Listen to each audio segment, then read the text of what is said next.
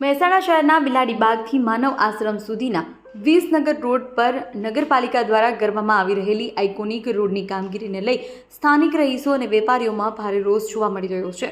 આ મામલે વેપારી અને સોસાયટીના રહીશો દ્વારા મહાનગરપાલિકા કમિશનરને લેખિત રજૂઆત કરી પોતાની હાલાકી વર્ણવી છે અને પોતાની દુકાનો બંધ કરી વિરોધ નોંધાવ્યો છે।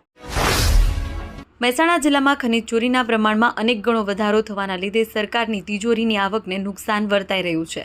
સ્થાનિક ભૂસ્તર તંત્રની ટીમે ગઈકાલે પેટ્રોલિંગ દરમિયાન સતલાસણા અને મહેસાણા તાલુકાના લીંચ ગામેથી રોયલ્ટી પરમિટ વગરની કપચી રેતી પર ભરી જતા 3 ડમ્પર ઝડપી પાડ્યા છે, જેને વાહન માલિકે ₹6.50 લાખનો દંડ ફટકાર્યો હતો।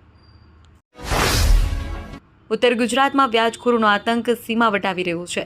મહેસાણા જિલ્લાના કડી તાલુકાના ઈરાણા ગામે વ્યાજે લીધેલા નાણાંની પઠાણી ઉઘરાણીનો મામલો સામે આવ્યો છે।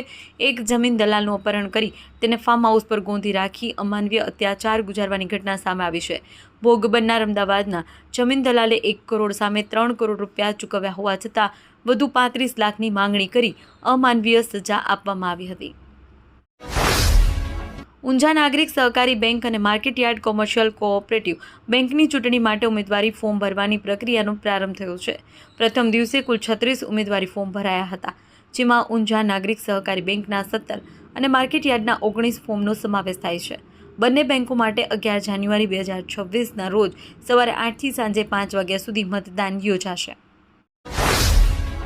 વિજાપુરના ભાવસોર રોડ પર આવેલા સરદાર એજ્યુકેશનલ કેમ્પસ ખાતે સંગાથ 2025 અને સંસ્થાની 16મી વર્ષગાંઠની ઉજવણી નિમિત્તે ભવ્ય સાંસ્કૃતિક કાર્યક્રમ યોજાયો હતો।